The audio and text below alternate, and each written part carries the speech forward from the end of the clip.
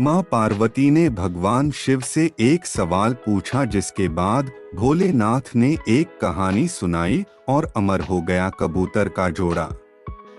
अमरनाथ धाम हिंदू श्रद्धालुओं के लिए बहुत महत्व रखता है। जम्मू कश्मीर की वादियों में स्थित अमरनाथ धाम जाने के लिए भगवान शिव के भक्त साल भी इंतजार करते हैं।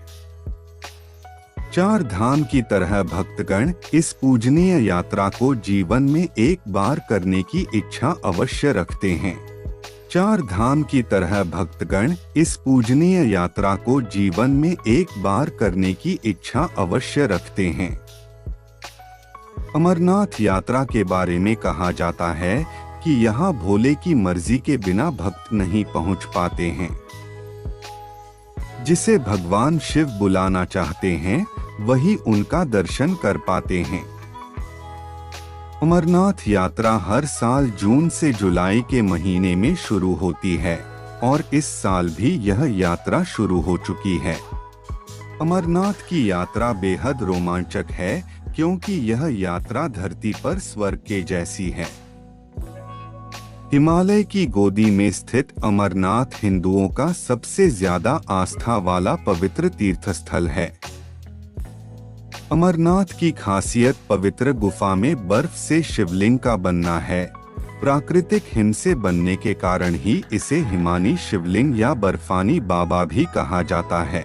अमरनाथ हिंदी के दो शब्द अमर अर्थात अनश्वर और नाथ अर्थात भगवान को जोड़ने से बनता है। एक पौराणिक कथा के अनुसार जब देवी पार्वती ने भगवान शिव से अमरत्व के रहस्य को प्रकट करने के लिए कहा जो वे उनसे लंबे समय से छुपा रहे थे, तो यह रहस्य बताने के लिए भगवान शिव पार्वती को हिमालय की इस गुफा में ले गए ताकि उनका यह रहस्य कोई भी ना सुन पाए, और यहीं भगवान शिव ने देवी पार्वती को अमरत्व का रहस्य बताया। पुराणों में वर्णित है कि एक बार माता पार्वती ने भगवान शिव से पूछा, आप अजरमर हैं और मुझे हर जन्म के बाद नए स्वरूप में आकर फिर से वर्षों की कठोर तपस्या के बाद आपको प्राप्त करना होता है। मेरी इतनी कठोर परीक्षा क्यों? और आपके कंठ में पड़ी यह नरमुंड माला तथा आपके अमर होने का रहस्य क्या है? भगवान शिव ने माता पार्वती से एकांत और गुप्त स्थान पर अमर कथा सुनने को कहा, जिससे कि अमर कथा कोई अन्य जीव ना सुन पाए, क्योंकि जो कोई भी इस अमर कथा को सुन लेता है वह अमर हो जाता। पुराणों के मुताबिक शिव ने पार्वती को इसी परम पावन अमरनाथ की गुफा में अपनी साधना की अमर कथा सुनाई थी, जिसे हम अमरत्व कहते हैं। भगवान भोलेनाथ ने अपनी सवारी नंदी को पहलगाम पर छोड़ दिया, जटाओं से चंद्रमा को चंदनवाड़ी में अलग कर दिया और गंगाजी को पंचतरणी में तथा कंठाभूषण सर्पों को शेषनाग पर छोड़ दिया। इस प्रकार इस पड़ाव का नाम शेषनाग पड़ा। अगला पड़ाव गणेश पड़ता है। इस स्थान पर बाबा ने अपने पुत्र गणेश को भी छोड़ दिया था, जिसको महागुणा का पर्वत भी कहा जाता है। पिस्सू घाटी में पिस्सू नामक कीड़े को भी त्याग दिया।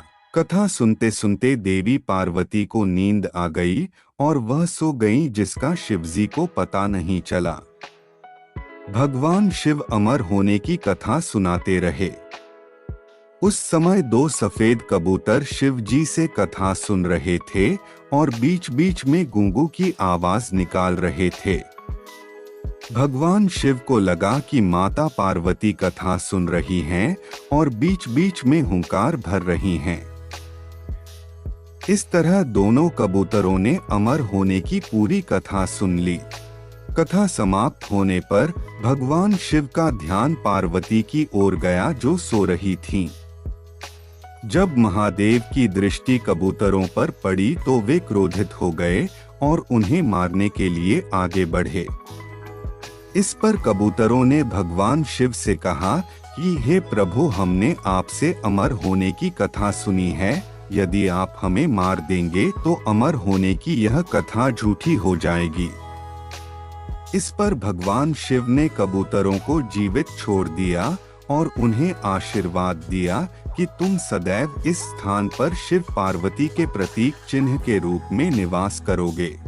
अतः यह कबूतर का जोड़ा अजरमर हो गया।